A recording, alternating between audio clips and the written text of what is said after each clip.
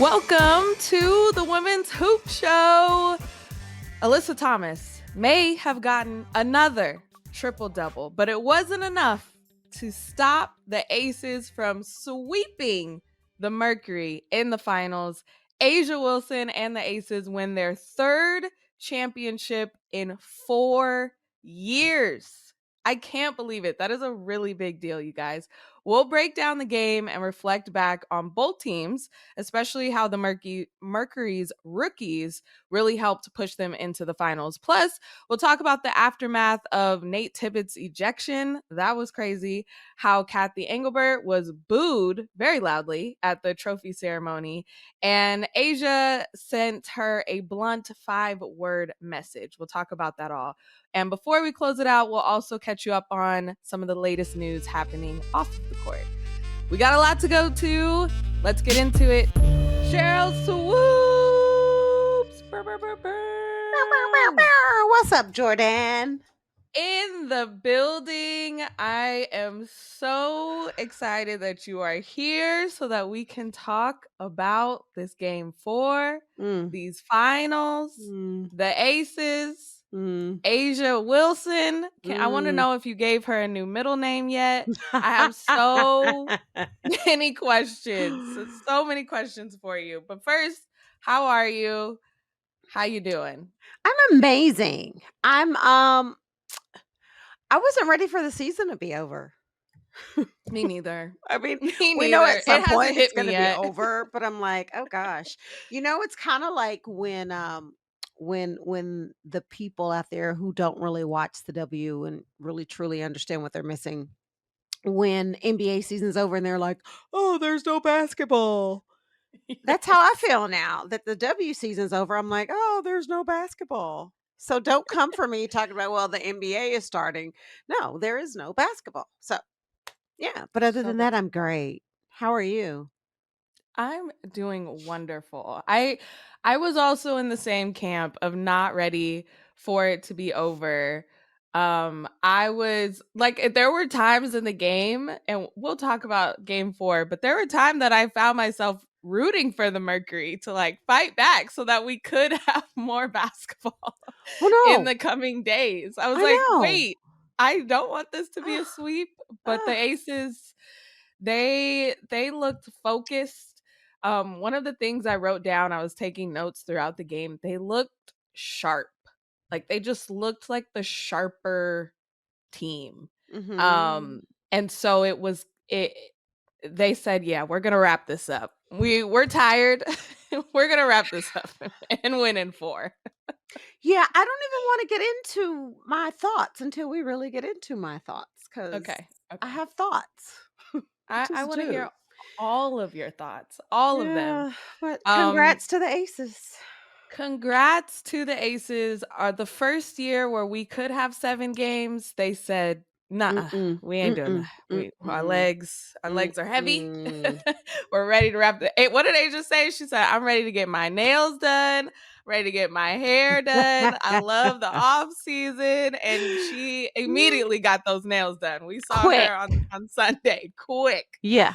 So let's get into it. I want to hear all of your thoughts. Game 4, the Aces won 97-86 and swept the Mercury 4-0. What stood out to you from that game, and even just going into it, the pressures of that game for the Aces to kind of close it out?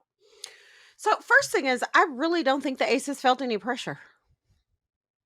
I really don't. When you're up 3-0, you know that you have 4 games left, right? To get one more. Yeah, that's true. So I don't think they felt any pressure. That's the first thing. The second thing is,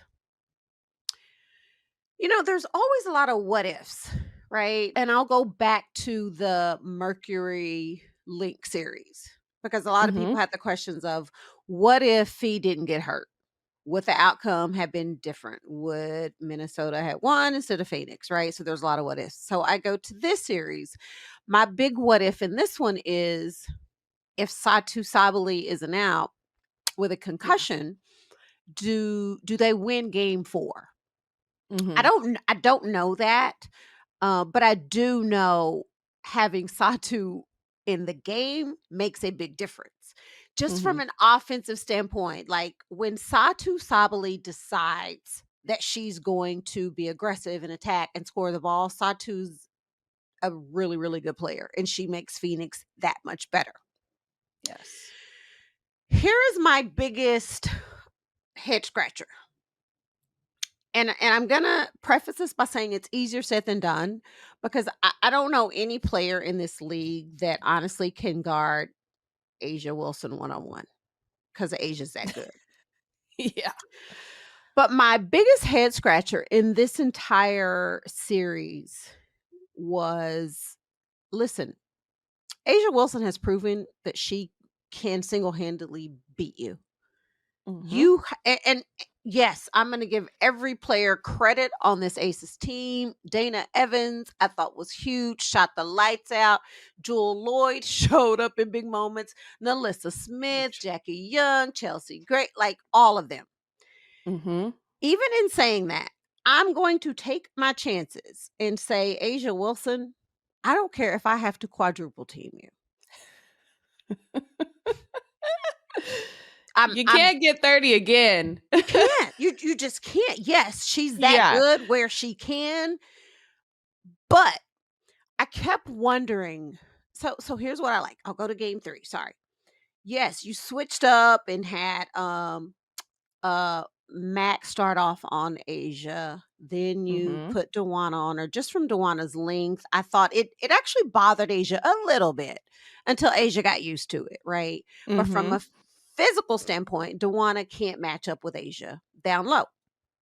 Game 4, you put Kalani Brown on her at one point. Which from a physical standpoint, I was like, okay, I like it. But I also think it was very, very, very unfair to ask Kalani Brown to come in and do pretty much the impossible, especially when she hadn't really played the entire season, not just the playoffs. Right? So no, you can't do that to her. So what do you do? Right? That is the head scratcher. I am going to double team A'ja Wilson every freaking time she touches the ball. But the problem is you have to know where the double team should come from. You can't have A'ja on the block and send the post player over to double her, because she's too good at seeing the floor. All she's going to do is drop it down low to that other post player. So to me, as soon as she touches the ball, first of all, the player that's guarding her, you got to try and do your work early, right? You got to work hard. You got to try and push her off the block. And I'm going to push her off the block and say, you know what, A'ja, if you're going to beat me, you got to beat me from the perimeter, right? I need you to beat me from the perimeter. But if and when she does get the ball down low on the block, you got to send a double to me from the weak side. Right? The weak side guard, the weak side forward, send the double and force her to have to know where it's coming from. You can't give her the same look every single possession. She's too good. She's way too good. Okay? But I also want to say this in Phoenix's defense. Phoenix, I think, did something that not a lot of people expected them to do. They just did. And AT, I was pulling hard for her, cheering for her, because I just really want to see AT get her a championship. They clearly need a few more pieces. Yeah. From an offensive standpoint, right? If I never really thought Phoenix had enough pieces, even with Satu. I never thought Phoenix had enough pieces to outscore Vegas. So my thing was, you have to be able to defend them and slow them down, because you're not going to outscore them. So I never really thought Phoenix had enough offensive pieces. And then defensively, when the Aces are playing the way they played and they're clicking from all cylinders, Jordan. It was impossible to stop because it was on both sides. And every position. Yeah. Every position. It was hard. Yeah. Plus, you add the confidence of all the previous games and the previous series. But I think you make a great point. You know, the last episode we had Monica McNutt on, and we were talking about Nate Tibbetts' defensive schemes. Was he doing enough? Was he changing it up enough? No. Especially on the other hand, Becky was coaching her ass off. And we talked about it, how she switched it up from man to zone to coming out in game 3 in a box and one Box and against Ka. one. Come And then on. she came out in game 4 in a triangle and 2 and said, I know you prepared for the box and one. Oh I know you my prepared for the God. zone. Yeah. And now we're going to throw you a triangle and 2. Yeah. And Ka said it when she was sitting at the WNBA countdown desk before the game. She said, yeah, I did not like that box and one. Like if nobody does. A box and one is so frustrating and it takes you out of your game. Now, Ka still finished with 30 and she played incredible. She does not know quit. Like she said, I don't want to get swept just for pride. I don't know if we're going to win. I just don't want to get swept. But she didn't have enough. I think that Satu, when she was scoring 20, 24, 22, they needed those points for sure. But this idea that Becky was throwing everything and Nate And the kitchen sink. Yes, ma'am. the kitchen sink too. And Nate, yeah, I'm with you. Throw 3 people on Asia if just to slow her down. I mean, try. I think it's also the opposite of what you're saying is just how good Asia is. Like I think she just showed everybody that it does whatever you do, I'm scoring on you and I am that great. And it didn't matter if you took somebody from the crowd, if you took someone off of somewhere else, bring the whole team in. She was just that great. And I think that's what we were able to see in game 4. Jordan, there aren't very many players that I have had the pleasure of playing with, that I've had the pleasure of playing against, that I've had the pleasure of watching, that are as good as Asia Wilson. And I have played alongside some bad women. There is Asia Wilson, every single year she gets better and better and better. And I just want to remind people, even at the beginning of this season, right? People were saying, and I know you and I, we had question marks like, what is going on with this Aces team? For sure. Are they going to make the playoffs? And I also remember saying, any team that Asia Wilson is on, I'm never counting them out. But people need to remember that Asia Wilson was doing this even when they were losing. Right? She was scoring, she was defending, she was blocking shots, she was doing all the things. She just didn't have help from her teammates. So when they took that 50-point beating from Minnesota, and Asia Wilson just basically said, this ain't gonna fly. Like, to me, that was the turning point in their season.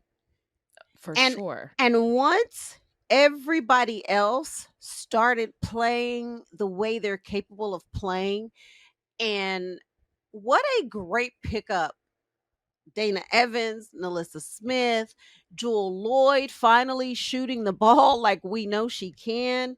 Yes. This Aces team started clicking at the right time. And taking that into the playoffs, that's what you want to be doing. Playing your best basketball. You got Mo on your side. It doesn't really matter what anybody else is doing. And I've heard so much on social media and like all these debates on the GOAT and, you know, just like we do on the men's side. And I hate this. I don't hate it. But I don't really think people truly understand what GOAT means. They know what it stands for, right? Greatest of all time. But do they know what that means? Here's my thing with Asia Wilson. I am not calling Asia Wilson the greatest of all time because she's still playing. She's And still gonna add more yes, to her trophy case. here's what I'll say. Here is what I will say. Will she be in that? She's already in the conversation, right? Mhm. To me, I don't give her that title because she's still playing the game. And is she 30 or 29? 29. Yeah, Not even she ain't 30 even yet. 30 yet. So, without a doubt, she is going to add. Will she add more championships? I don't know. Probably more MVPs. I don't know. Probably more defensive player of the years. I like all of those things. So, I'm also very realistic when I look at her body of work right now and where she's headed.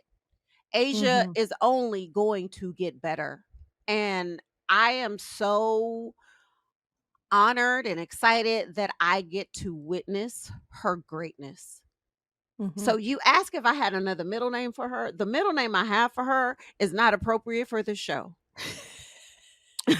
Cause she is Bleep it Asia. out. You know what, Wilson? Listen, she is the She's real very deal. Asia is the truth. She is a problem. Mhm. And when you talked about Becky, I do think Nick Tibbetts got out coached Yeah, because I think so Becky too. came in every single game and said, like you said, oh, I know you prepared for this and this and this. Let me just throw you something a little different that you didn't prepare Mhm. for. And Mhm. so, Jordan, so many times coaches come into a game with a game plan. And this is what they say they're going to do. And I was watching the game and I said, "Listen, you have to be able to adjust on the fly. I know you came in with a game plan and said this is what we're going to do. But when that's not working, you can't be that's why you got assistant coaches. You got to go to your assistants and say, "Listen, I know this is what we talked about, but this ain't working. So Mhm. what's next?" You have to be able to make adjustments on the fly. Nate Tibbetts, that's why you are the highest paid coach in the WNBA. And Becky Mhm. Hammond is behind you. I love that question, by the way, when they asked Mark Davis, are you ready to make Becky Hammond the highest paid coach in the W? Oh, she's not. Oh, she's Anyway, not? Oh, just so yeah. happened to be Huh. being paid the person who's being paid more is the team we just sweeped? Oh, interesting. Yeah. Yeah. Yeah. She's Yeah. getting Yeah. paid. We up in that. I Yeah. think Mark Davis can't wait. He is waiting Oh for my that CBA gosh. so he can just give everybody millions. He's I like, love that "I look on want his to pay face. you all." He was like, we gonna do something about that. Yes, we are. Yes, we are. Yeah. Oh, man. Yeah, I hated to see, the first time we had a 7-game series and I was like, you can't get swept.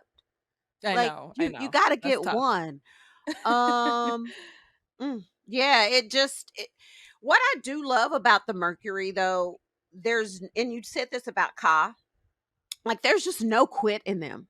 Like even when it was a point where they were down by 20 or 25, I was like, "Oh no."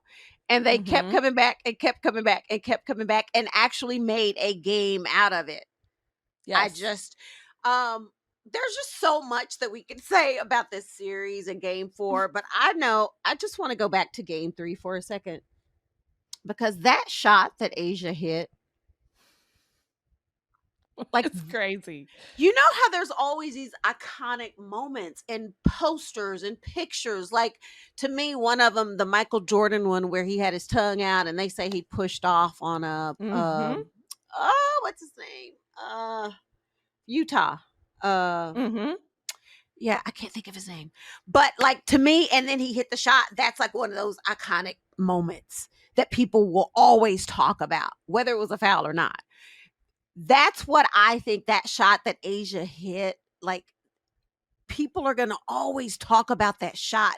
And whoever the So good. photographer was, my God, like I it know. was just such a beautiful image.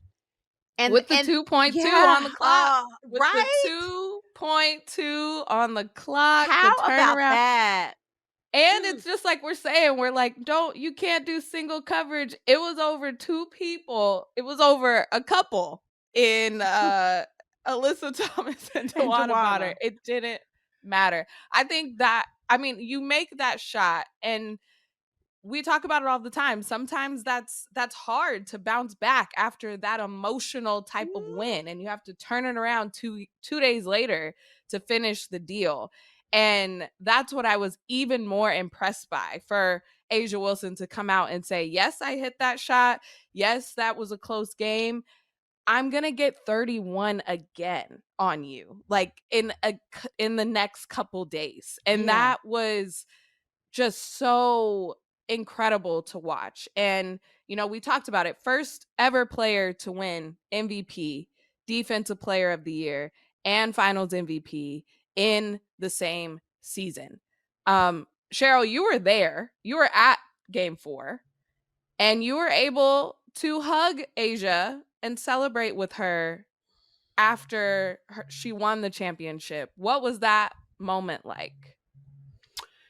And this isn't just A'ja.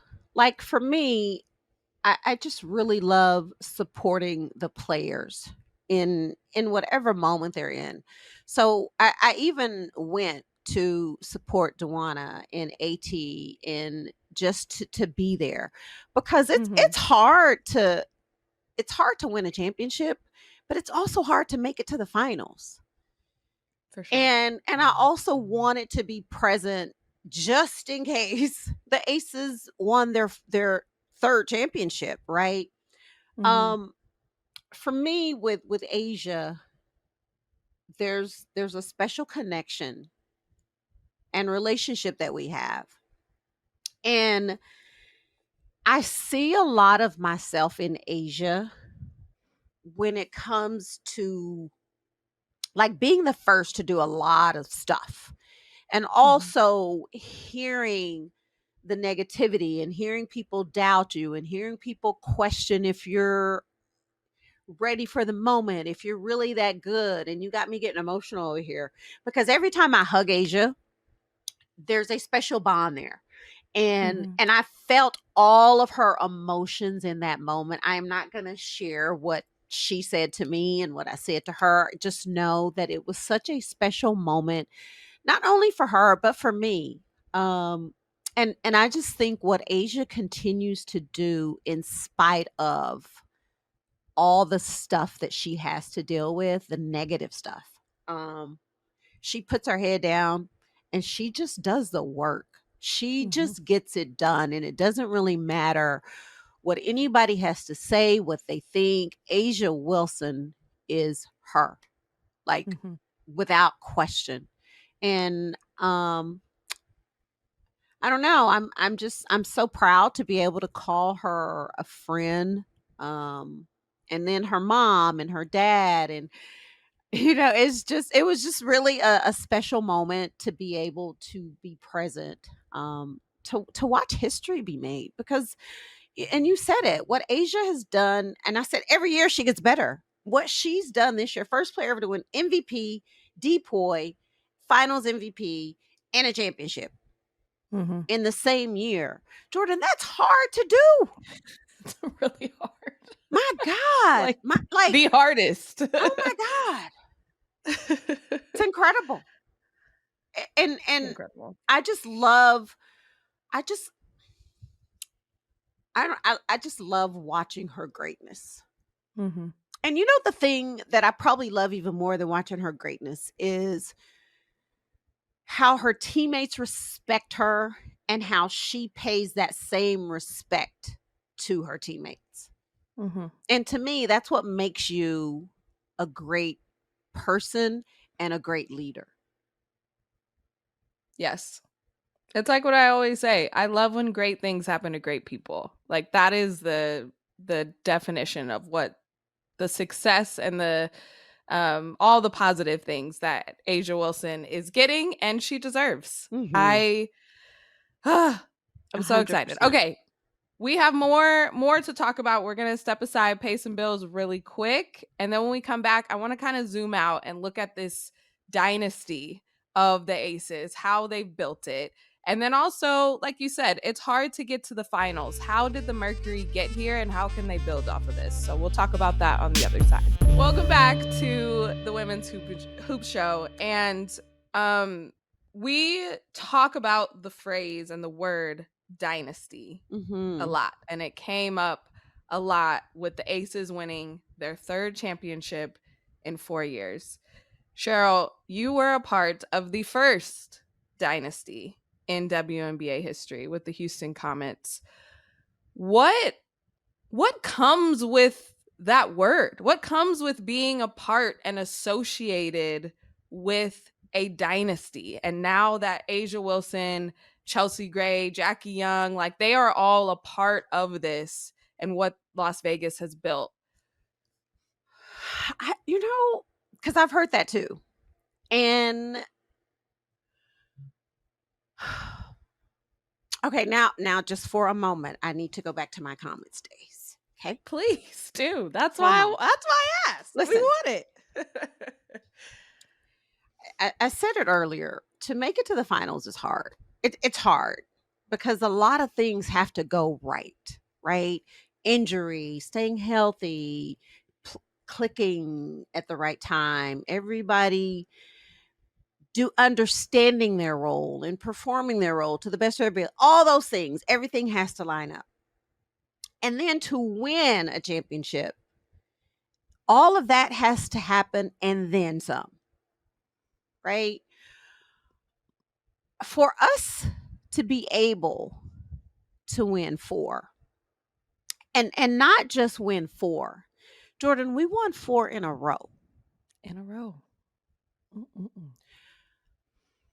Like there are times when I sit back and like I look at my playing career and all the incredible teams that I was a part of, but I look at this Houston Comets team and I say, damn, like we were a true dynasty to do what we did in a short period of time, like winning 4 championships back to back to back to back. It'll never be done. Listen, it's unheard of. It's unheard of in any sport, male or female. That is hard to do. Because every single year, you also, when you're bringing in new players, and we didn't always add a lot of different players, but you're bringing in new players and they got to be the right ones. Do you know what I mean? And how do you know if they're going to be? Well, for us, we knew in training camp because myself and Coop and Tina and Janeth and Kim Perrott, like we were always going to set the tone. Like this is what we do here. We win. We don't just get on the floor and play. We win. So you have to understand that. And you also got to be willing to accept whatever that role is that we are asking you to come in and fulfill. So you have Minnesota, you have Vegas, and I always say this when people start talking about dynasties, and I say, well, what's your definition of a dynasty? I don't know, because some people have different ones, I think.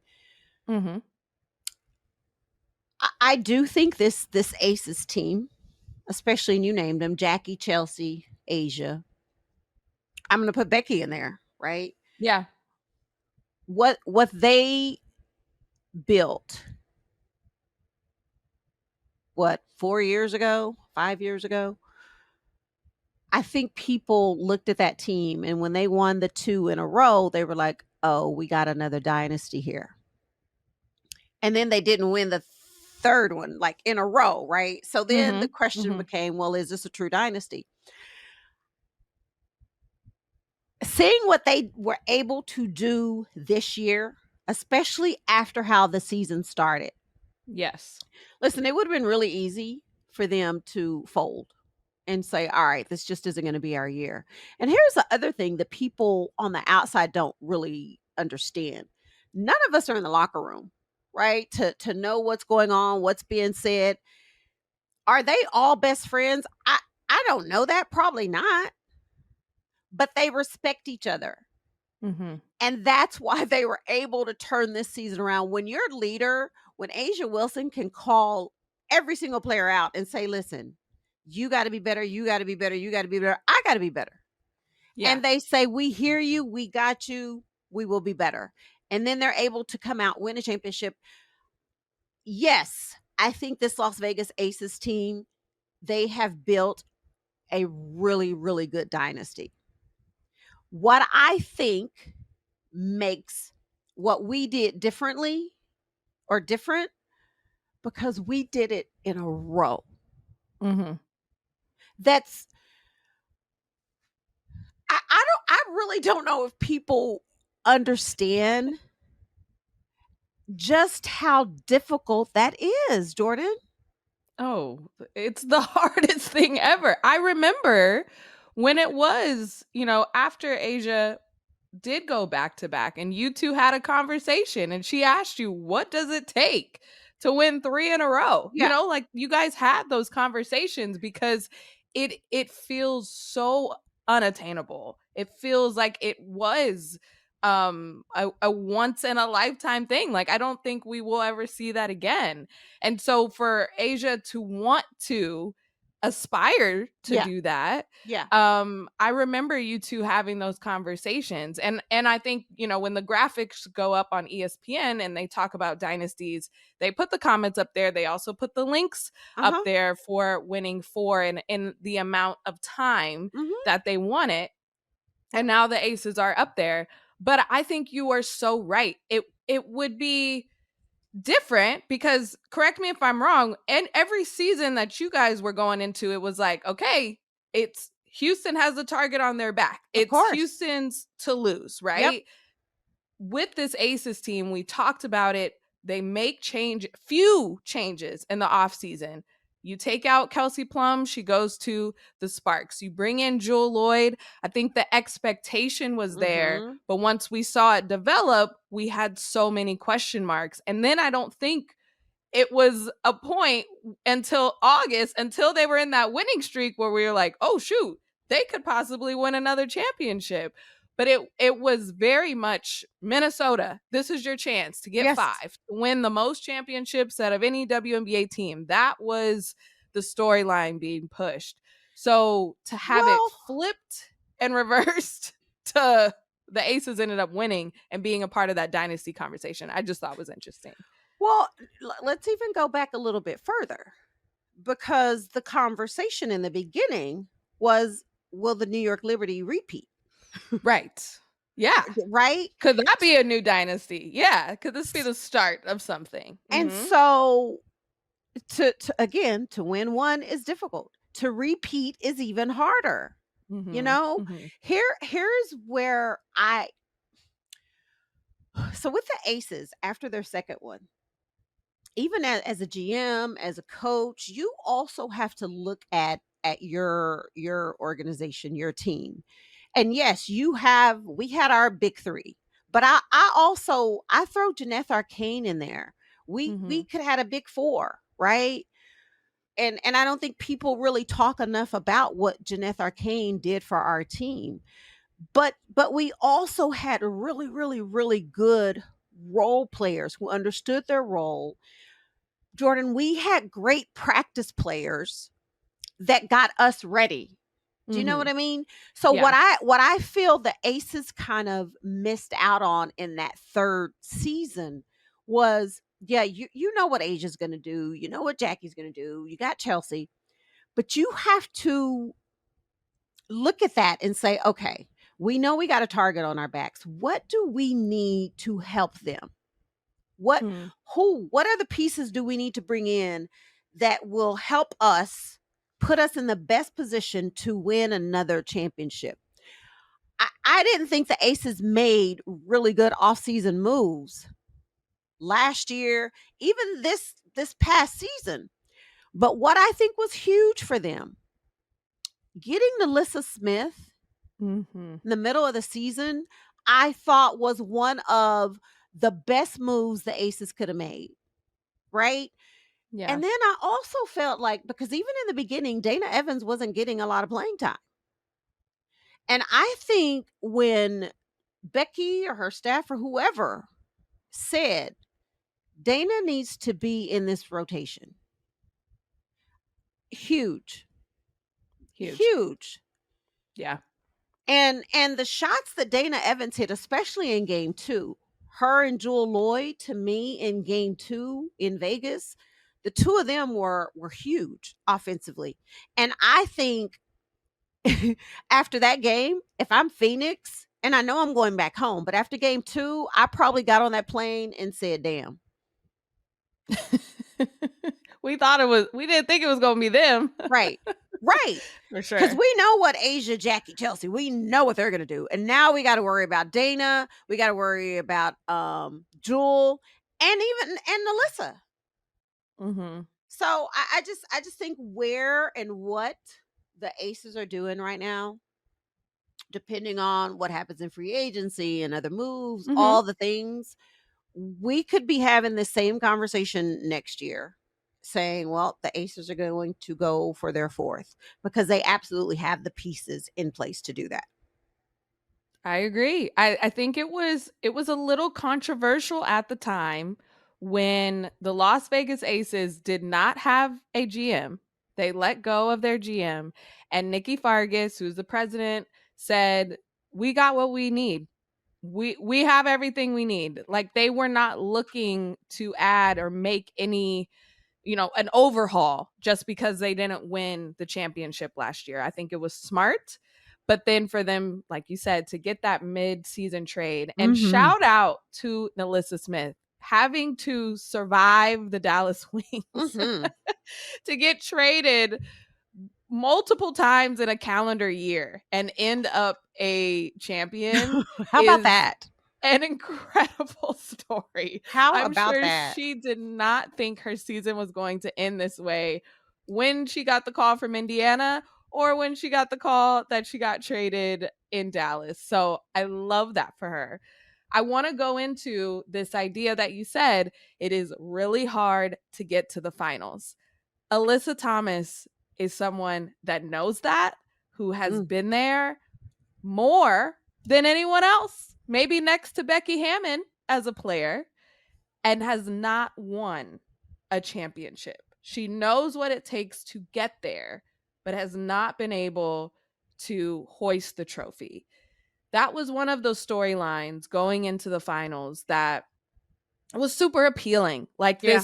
Yeah. this overcoming story for DeWanna Bonner with the turbulent start to her season, and then to be able to reunite with your fiance and win a championship in Phoenix. Like, that would have been a great Yeah. story. And Alyssa Thomas having the most triple doubles in history. You have a great season, you don't win MVP, but you get the championship. Like, there was room for that Cinderella type of story. Um, Asia said we ain't having that, but Sounds good, this, but not on my yeah, watch. but not on my watch. But this idea that it's really hard to get to the finals, and so let's talk about Phoenix for a second and Alyssa Thomas wheeling her team there.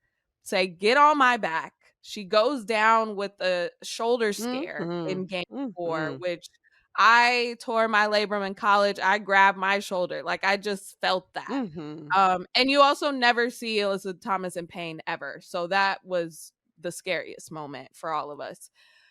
She tapes it up. She comes back out. She's ready to play the second half. That's who she is. But what else do the Mercury need? They had great rookies that surprised and delighted us, but they need some more weapons. They need a Dana Evans coming off the bench, or they need some vets to help them. That's what I think. But what do you think? Um, well, they need vets for sure. So here's the first thing I think, and I know I've said this, and I think you and I've had this conversation. Even going into the playoffs or during the season, I've always questioned Phoenix not having.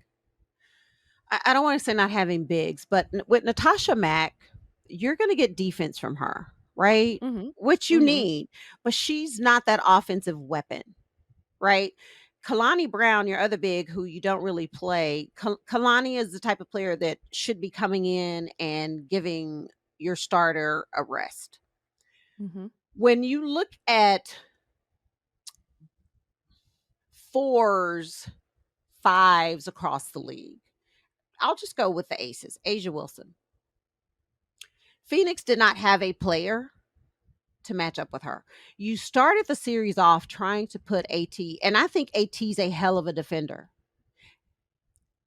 AT is too small to guard Asia Wilson.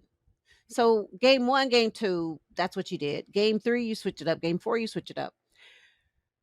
So if I'm Phoenix, my first order of business is I need to go find me 2 players, at least 2, that can match up with Asia Wilson, that can Mhm. match up with Nafisa Collier, that can that can match up with Brianna Stewart.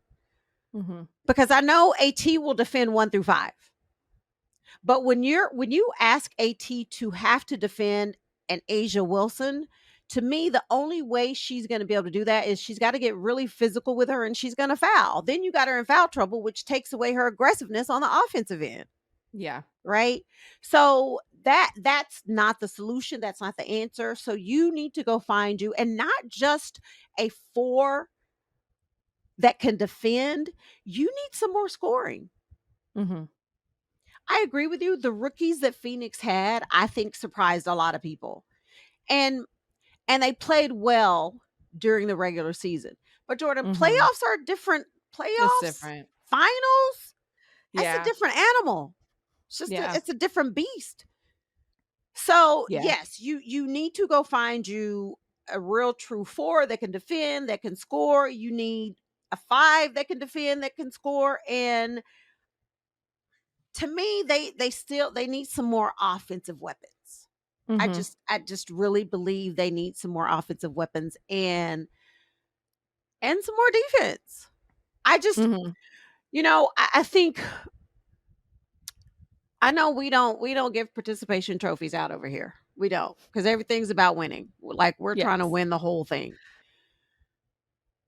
I think for Phoenix, the matchups that they were able to get in the playoffs, it just played in their favor. Mhm. You know what I mean?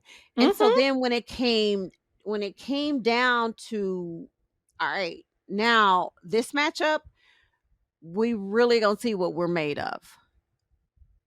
And Vegas had the better squad. They just had the better squad. I think the matchups on both sides were so good. Like, I think coming into it, the Aces did not have a easy path by any means. Like, when we just look at how they both got here, the playoffs were so good. Like, they were evenly Mhm. matched. Mhm. And I think this idea that it goes back to what you said earlier. Phoenix had the best defense in the postseason. They were relentless. That's how they came back from 20 points down on Minnesota Lynx. Like, they were so good. And to give up over 90 points a game in the finals, like, Yes. that's Yes. going against your identity of what got you here. And so that's where it was, because like you said, they can't outscore people. So you got to lean on your defense to stop. And when that Yes. wasn't there, then you looked around and then it was Cobb being like, okay, just get out the way, give me the ball, and I'll get you 11 points in a row, or I'll give you a 30 piece.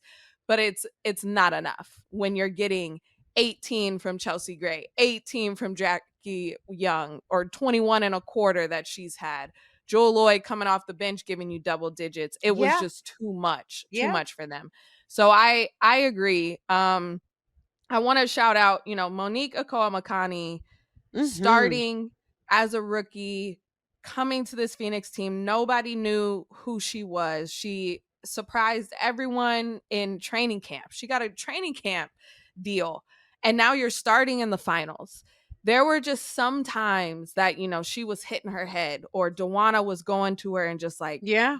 that wasn't the right pass. That wasn't the right play. And that is okay because you're a rookie. This is really big stakes. And she is going to learn tremendously from this experience.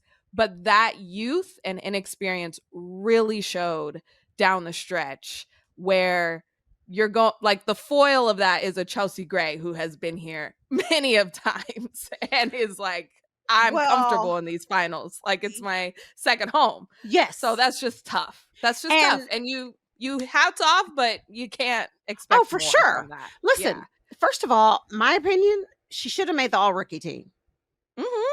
She did amazing. She just should have been on the all rookie team. But here's the thing, going back to what I said, not only the playoffs, you're in the finals. You are the starting point guard of your team in the finals going against the Las Vegas Aces, right? That is a lot of pressure on any rookie, on any player, but let alone a rookie. Yeah. So, and you could see it on both ends. Whenever she was defending Chelsea Gray was like, "Oh, okay, Rook. Let me just show you what's really happening."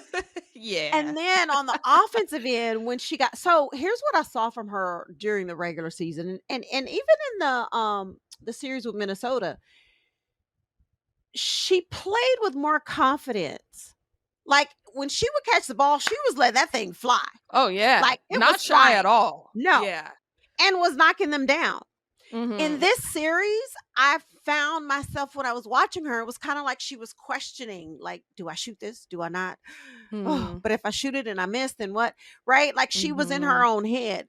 But this experience for her is only going to make her a much better player next year. She's one of those players that I'm like, yeah, I can't wait to see what season 2 looks like, year 2 looks like for her, without question. Whew, yeah, that sounds like a like a dream.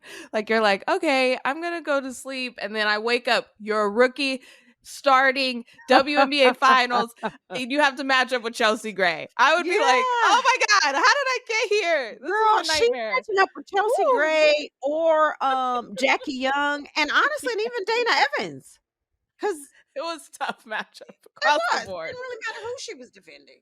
Across the board. What last thing I'll say about Phoenix, this is the year 1 of their big 3 of Satu, Ka, and AT. I think this is best case scenario for all of the off-season moves that had to happen to make this team happen. And I'm excited to see that iteration in year 2. We really didn't even get a taste of it until a quarter of the way through the season because of injuries. So excited to see how that continues. And now they just build around it. But they have proven that 3 is enough. And they just got to add a couple more pieces. 100%. DeWanna Bonner was asked if this was her last season. I really hope not. I would love to see her come back, even on this Phoenix team specifically. But if it was, man, what a heck of a career. That game 3 performance was iconic. DeWanna, you're the best. And we could probably have a whole episode about how much we love you. But I hope that is not the last time we see her play basketball. I would be really sad. I just don't, I know, same here. I just don't think she's going to walk out like that. I don't think so either. I say we get at least one more year. Come on, one more. Come on, DeWanna. Come on, DeWanna. This is what we want. Okay, we got to take another break. When we come back, we got to talk about Nate Tibbetts' ejection, and we got to talk about Cathy. Ooh, a lot to say. We'll be back. Welcome back to the show. And a spicy turning point of Game 4 was Nate Tibbetts, head coach of the Phoenix Mercury, getting tossed. Quick double technical, ejected. First WNBA coach to be ejected during the finals.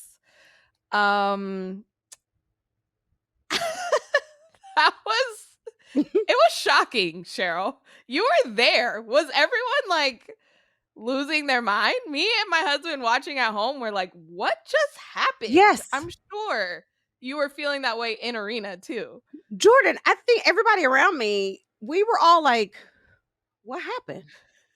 Like, it happened so fast. I honestly was so lost and confused. I was like, huh? I saw him get a tech. I saw him get the first tech, right? I was like, oh, okay. And the next thing I knew, she was like, you're out of here. Mm-hmm. And I'm sitting here Mm-hmm. asking everybody around me, like, what did I just miss? I mean, he missed it too. He didn't know that he got tossed. He was walking the sideline and they had to go and tell him, "No, you're out." And the look on his face from the broadcast was like, "Wait, That what?" was his Like look. Even in he was arena, like, he was like, what did I do? What did I say? What did I do?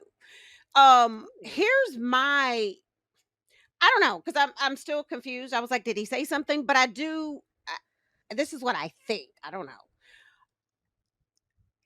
And I don't know what it looked like on television, but being in arena, like, I just don't think you can be that close in a Mm-mm. ref's space. Mm-mm. Cause he was like he was in her space. And I don't know what Woo! was said, but I got you. I got you on what okay. was said. I Okay, got do the tell. the Do pool tell. reporter, Annie Constable from Front Office Sports asked the crew chief kind of what triggered the initial technical on Nate. And this is from crew chief Roy. He said, okay, after a foul was called on Makani, Coach Tibbetts came onto the floor and yelled, "That's effing terrible." After the first technical was assessed, Coach Tibbetts stepped in closer, aggressively, to the calling official and again yelled, "That's effing terrible." At Mm. that point, a second technical was assessed and he was ejected. So when we saw it the first time on the broadcast, we saw him yell and kind of be held back, but we did not see how close he got to the calling official. Upon the replay, Oh no, he was he close. was in her ear to the point I feel like she had to move. She had to move her head a little bit. She Mm-hmm. kept calm, Mm-hmm. did not react, and just Mm-hmm. ejected him. It wasn't, I think that my official thought was, oh, did he touch her? Like, did he Yeah. Yeah. act? Because that's an ejection. Did he go up and physically touch the ref? But he got so close. His fists were balled. He was angry. And I guess because the first technical was deemed, what he said the first time was deemed a technical, he said it again. And they said, that's two. That's two of them. You're out of here.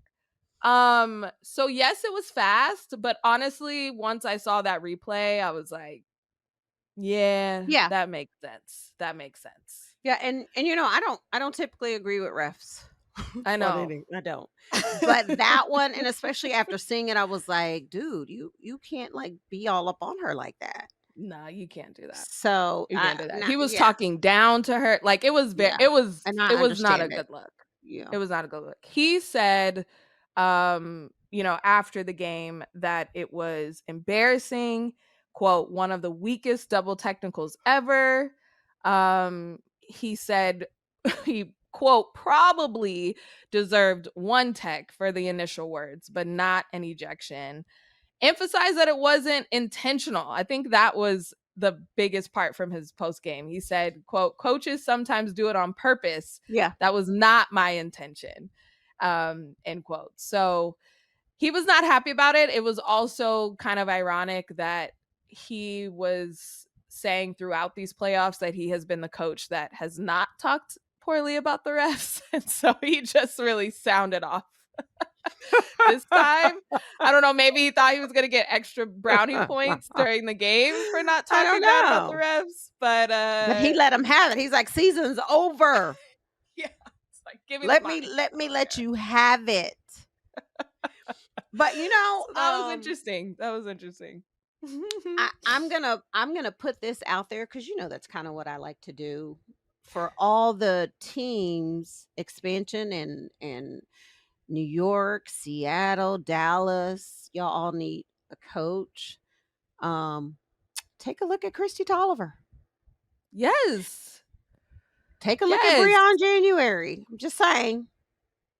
That was the silver lining of Nate getting ejected in the third quarter. I was like, come on, Christy Tolliver, this your time. Yeah. This your time, girl.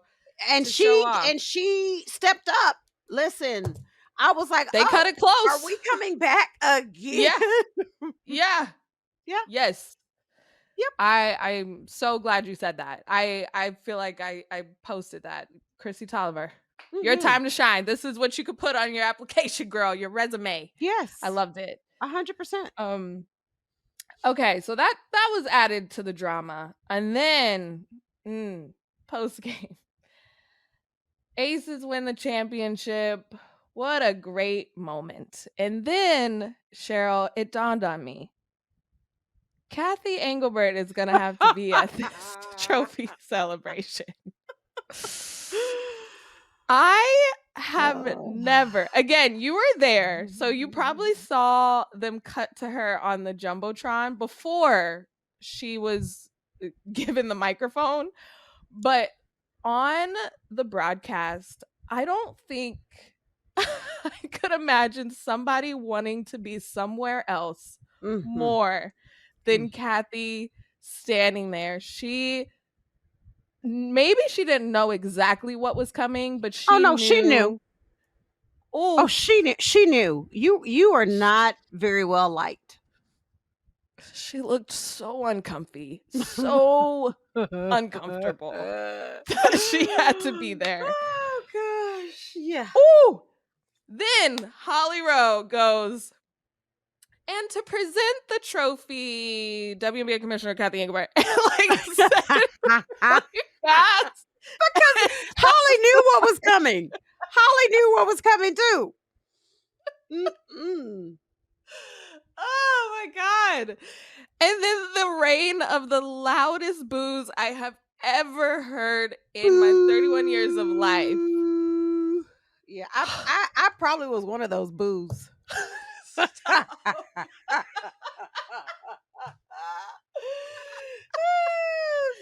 you added to it. I mean, why not? And then the screen cuts to gray. This is also what you did see. The screen cuts to all gray. And I was like, oh God, what happened? And then somebody showed they were flipping her off.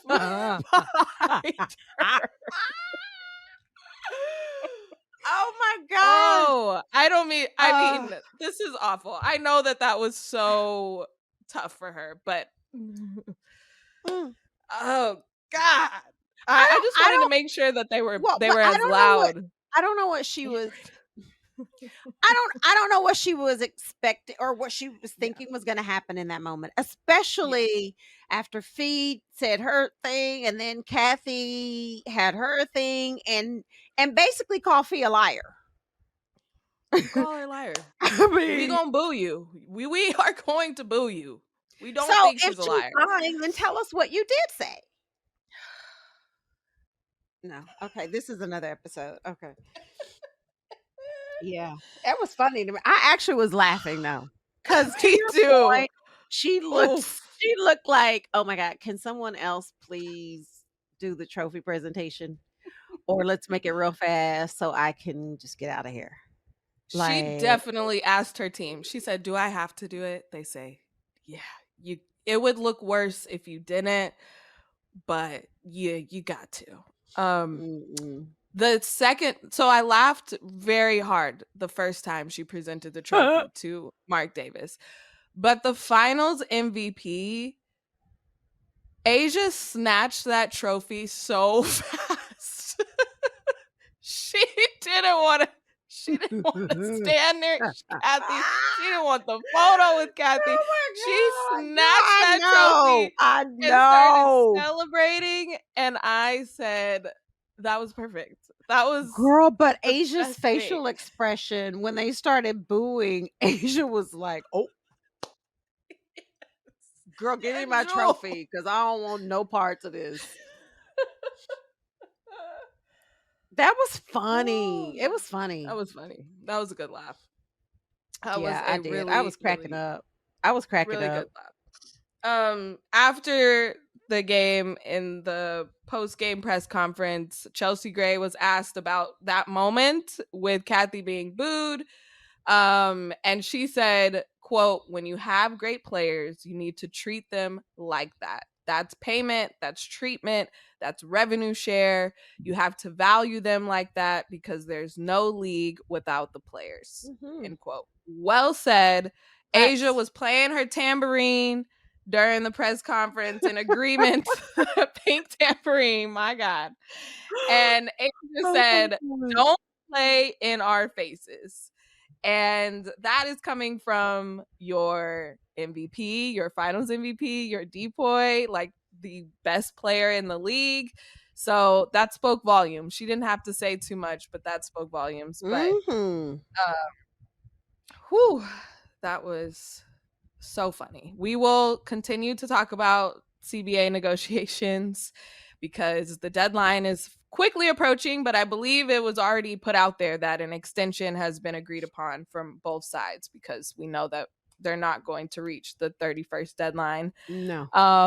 So we'll keep talking about that through the offseason. I think this is going to be one of those WNBA off seasons that doesn't feel like an off season. We're going to talk about the WNBA all the way leading up to the very next day, the very first day of training camp next year. There's so much that has to happen in this off season. So, whew, but man, that was a good laugh. Girl, I was still laughing about it.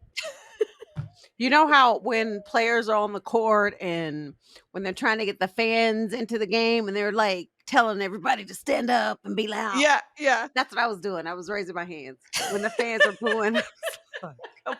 I feel like Let the me stop. Mercury I was fans, being petty. the I was being Mercury fans, petty. your team just lost. Yeah. You could leave. You didn't have to stay for the trophy presentation. That's what Maybe I that, said. but they specifically stayed to boo Cathy. I'm For sure that of it. moment. Yeah.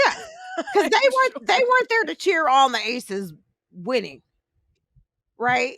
They were like, we're gonna get something good out of this. We just lost, but Oh my God. oh girl, that was so funny. Jordan, it was loud too, Jordan. So loud. So loud. Oh my gosh. Whew. Yeah. Okay. All right. Oh well. Before we get out of here, just want to get your quick reaction to this other news that was happening around the league. Game 1 of the WNBA finals, most watched game since 1997. 1.9 million viewers on ESPN. It peaked at 2.5 million. So your 1997's winner take all title game was the only thing that drew more views. How exciting is that? Did you say 1997? 1997. So people did watch back then? You know I had to be petty. Come on. Come on.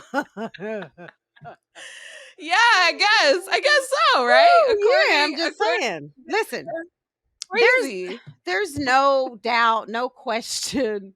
The league is growing. There are more eyes on it. The talent is there. I'm not surprised, but I would say the fact that we probably had two teams, or at least one team that no one expected to be in the finals, for the views to be the second highest behind our game in 1997, it just goes to show people what's going on and how good these women are. And everybody is watching. Yes. Yeah, no doubt. I love that. I love that Yes. too. And then last one that I know you love, Angel Reese announced that she is going to be in the Victoria's Come Secret on! fashion show How with about her that? wings, the first athlete, professional athlete, to be an angel. Mm, And how fitting. girl, Not I only love the it. name, the Right? announcement, I love this so. I made a post about this because truly feel like, and we talk about Angel all the time, but the off the court Mhm. thing that she has been able to achieve. I feel Mhm. like she wrote down a list of someone came to her and said, "What is your dream? Mhm. Like what are your biggest dreams that you could possibly imagine?" And she said, a cover of Vogue, Yep. a McDonald's meal, Yep. a Victoria's Secret fashion show, and Yep. all of it is coming true. Every single one of them, and I love that for her. Jordan, Oh. I just, I was talking to someone the other day about the importance of branding yourself, like even in college and the pro, obviously. And I said, if you need an example, Angel Reese is the best example of Mhm. branding yourself off the court. And she does it so well. Like her team is amazing. I am so, and I can't remember. I think it was 2 years ago, maybe. She actually posted, "Someday I will walk in the Victoria's Secret fashion show." It's And here we are. manifesting Yeah. to a And here we T. are. And not only Ugh. that, her Juicy Couture line that she just Yes. did. So I got a little package, right, from Oh, her, and it was Juicy Couture, this really beautiful pink sweatsuit with the oh my perfume. So I god. posted my story and I said, "Angel, thank you." And then I said, "Girl, I haven't worn Juicy Couture since I was juicy." I was like, "Oh my God." But thank you for thinking of me. Listen, I just, for every little girl out there, Mhm. black, white, brown, green, orange, doesn't matter. But especially for our little black girls out there, you have so many role models that you can look up to today in the WNBA. You got Asia Wilson doing her thing and Fee. I just want every little girl out there to look at Angel Reese, even with all the hate that she gets. Mhm. It only fuels her. Wow. So my message is, don't get caught up in all the hate, because people are always going to hate. When you're doing stuff right because everybody comes for you and everybody hates on you. And Angel says, "I hear what y'all are saying, but you're not going to stop me. I'm just going to keep going." I am so happy for her. I wish I was in New York and could go to the show, because I know she is going to crush the She's gonna runway. kill it. I'm so excited for her. Kudos. I know this isn't a Incredible. flower segment, but I'm making it I know. one because I know. my It feels like gosh, it was. It my feels like it was. gosh, it just keeps going. She keeps going. And now I'm like, okay, well, what's next? Because something else is Seriously. coming. It's something else is coming. Yeah, The cover of NBA 2K, that was also this year. Like just an incredible her year. shoe, the release of her A run. shoe. Her shoe. My God. Mm, From a mm, business standpoint, from a mhm, marketing standpoint, from her mhm. turning the trolling into six figures. She said that Me Bound Yes, merch made her yes, six figures. yep. I Thank know you. that's right. She's like, thank you. Um, man, incredible. So this wasn't flowers, but flowers to you. And they are pink, and we can't Mhm. wait to watch Angel. It's October 15th is the runway show. And WNBA fans, you know what to do. Run those numbers up because they're going to be Yes, like, wow, this is the most watched Victoria's yes, Secret fashion show ever. It's yes. because of us. First It's of all, because of us. even the haters are gonna watch. They're I gonna know. watch to I see if she know. fumbles, if she trips, if she falls. So whatever. All of y'all Tune just in. tune It's in and all watch. views. Yeah. It's all views. I love it. All right. Well, that is the end of the WNBA season. I can't believe it. Women's Hoop Crazy. Show, we're not going anywhere. We still college basketball is only a few weeks away. So we still have a lot to talk about with college hoops. Unrivaled is going to have a huge season this year. CBA negotiations, expansion drafts, free agency. It's going to be a lot. So maybe some episodes are going to slow down a little bit, but we're not going anywhere. So just wanted to let you guys know that. And Sheryl, I was looking forward to recording this episode with you immediately after the game ended. And of course, it's always fun. You're the best. Thank you for coming on. Always. Thanks for tuning in. If you enjoyed today's episode, be sure to follow on your favorite podcast app so you never miss an update. Your support means the world. And if you're feeling generous, leaving a quick rating or review helps more Hoops fans discover the show. And you can now see us on our brand new YouTube channel. Make sure to like and subscribe there. Shoot us an email at women'shoops@odyssey.com to tell us what's on your mind. We want to hear your hottest takes, your burning questions, and all your feelings about all things women's hoops. We just might feature your note on the show. That's women'shoops@odyssey.com. The Women's Hoop Show is an Odyssey original podcast hosted by me, Jordan Robinson. Today, our co-host was Sheryl Swoopes. Our producer is Phil Switek. Our video team is led by Kurt Courtney and includes Tim Meikle, Evan Cox, Allison Jeffrey, and Lauren Vieira. Our executive producers are Greg Holtzman, Asha Saluja, Danny Freisinger, Maddie Sprunkheiser, and Leah Reese Dennis. And special thanks to Moira Curran and Josephina Francis.